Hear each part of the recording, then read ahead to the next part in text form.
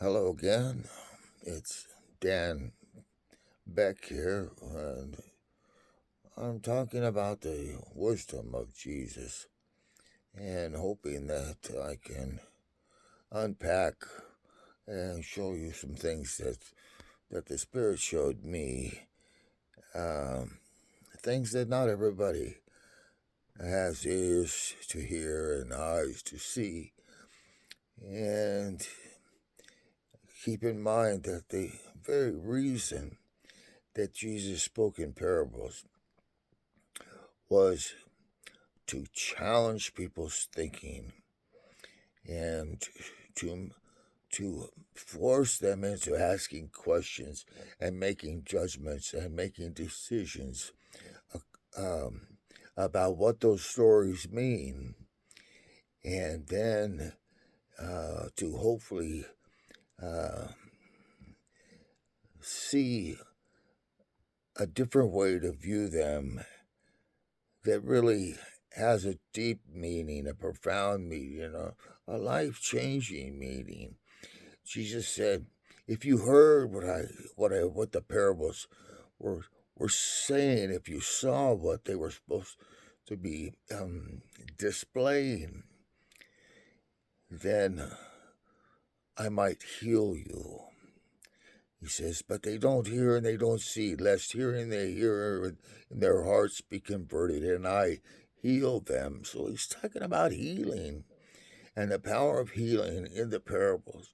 And if you're listening to the parables and you're not walking away feeling like you've been delivered um, from taking a wrong path, then perhaps you're not getting what the meaning of the parables was intended for you to get. So let's just dive into one parable in particular to start with, but I can go on to several and find very similar types of teachings in them that a lot of people sadly have missed. And I'm sure I'm not the only one that's seen these, but I'm afraid that not all the people who preach it and who's supposed to know, I'm afraid that they don't always welcome anybody thinking anything outside of what they've been taught for a lifetime. Just their old way is better for them. But then the common man doesn't get to see both sides all the time. Let's look at the other side in the parable of the workers of the vineyard. There was a fellow that had his vineyard and the wine was ready. The wine was ready to be started to be made, and grapes were ready to be picked. And he went out early in the morning, and I have Parkinson's. He had mobility issues himself, and he needed help in each and every facet of what it took to get the harvest done. Don't forget that. That's an important piece. So he goes out early in the morning and he finds uh, a handful of people to help him with the harvest. And he says, "I'll pay you." Now, the Bible says it was a penny, an old, or at that area. It depends on which version I think you might be reading. But he promises to pay them what at the time was a more than fair wage for a day's labor. It was a generous, fair wage to work in the vineyard. And so he's out there early in the morning. Let's say, sun up. Maybe that's 6 o'clock, and so they agree each one for that fair price, that golden penny back in the day when a penny was a lot.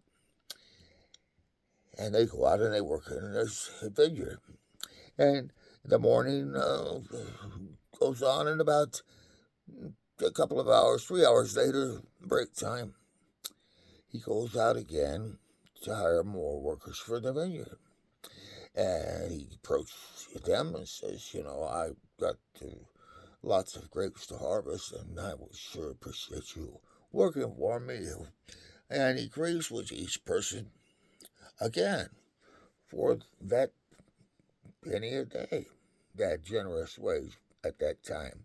Let's say it was, I had the equivalent of, maybe $25, $30 an hour. Now, nowadays, let's say it was a hefty hourly wage, maybe $30 an hour times what, 10-hour day. Let's say he was offering them as much as $300 to come work in a vineyard, and they agreed. And so the morning goes on. It's afternoon now. It's past 9, 10, 11, 12 o'clock. And he goes out again to hire more workers for the vineyard. He knows something about the importance of getting this job done. And the time is right for the harvest. And that's one of those important things that he knew. So he goes out at 12 o'clock. And again, he says, so you come work at my vineyard. He says, I'll pay you what's fair. And they go along and go out with him for that harvest. Later on, 2 or 3 more times, he goes back and again to get more workers for the vineyard. And now the day is drawing near. It's, I don't know, it started at 5, been, with breaks and everything, it's been, 10 hours, maybe even 11-hour day. And he goes out there's an hour or 2 left, and for the harvest, and he goes out and he approaches these gentlemen and he says, why have you been standing here idle all day in the marketplace? And now they answered him, because no man has hired us. Really? He says, come and I will pay you what is fair. Work in my vineyard today, please. And so they go to work in his vineyard. And so the time comes for them to all get paid. And he gives the accountant, he gives the person in charge of the payroll, he says, make sure now that you pay those who worked last first. So they come up to get their pay, and he pays them that golden penny at $300 wage a day for a day's work, about $30 an hour, and they are just ecstatic because they only worked 1 hour and they actually earned the whole day's wages. And a generous day's wages at that. So now here he is, so generous that as he pays everybody off, the ones who had started early in the morning, they have an expectation, gee, this guy's generosity has no end. Maybe he will even change his mind and pay us more. But he doesn't. He turns around and pays them exactly the same penny a day that he paid everybody else. And they began to grumble and say, what's with this? You pay these other guys the same penny, and we have borne the heat and the work of all day. And he goes, wait a minute, though, why are you judging me because of my generosity to somebody else? Didn't I agree with you for a penny a day? And you say you seemed happy to accept that. But now you view my generosity as an evil thing almost. You've made it something not nice. Go your way. You learned what you had coming. Now, he says, I will do whatever I want to with my own. It's my business anyways. Go your way. Interestingly, those fellows that worked that 1 hour, they stayed around for the party. There was a big celebration. They crushed the grapes and they enjoyed some of the new wine, and they had plenty of food to eat and drink, and they all celebrated that harvest of the grapes. The grapes were harvested in. There's something about the grape harvest. The more people that are involved in the harvest, the sweeter the wine. And I think that's one little piece that the wise man knew. Now these fellas that were hired last, they were there was a reason they were hired last. If you think about why someone goes out to hire somebody, if they've got a good paying job and they're involved in the hiring process, they're going to look for their friends. They're going to tell their friends about this great job to work for, and they're going to tell their friends, and the people that they know, and they're not going to come up to strangers necessarily and offer them a ludicrous, a good paying job. They don't know them, but they don't trust them, or they don't think that they look right to them. So they're not offering this job to just anybody, even though their instruction was to hire anybody and everybody that wanted to work. Bring everybody in. We want to get the harvest done today. So, have I lost you now? I've told the story, and I said the man went out early in the morning, but I said that the workers that he hired early in the morning, they were supposed to help him with every single facet of the job, and that included hiring other workers. Maybe you missed that part. A lot of scholars missed that part, but that's extremely important. Because the very people that were complaining and moaning and groaning that they had to bear the heat and burden of the day, and that he paid these other guys who only worked 1 hour equal with them. They were moaning and groaning about that, but they were the ones that passed those people up. They sat in the marketplace all day because no man hired them, and they didn't get hired because the fellows that were supposed to hire them decided that they didn't want those strangers involved because of maybe the way they looked, maybe they were of a different country, maybe they dressed differently, maybe they didn't seem bright enough or smart enough to get out there and do the harvesting of the grapes or whatever. Maybe they didn't seem to be clean and proper enough, but that wasn't who the rich man wanted them to exclude. He actually wanted to make sure that they included those workers who worked the last hour, and they kept passing them up. And so he kept sending them back out. They kept passing them up again. They sent them back out.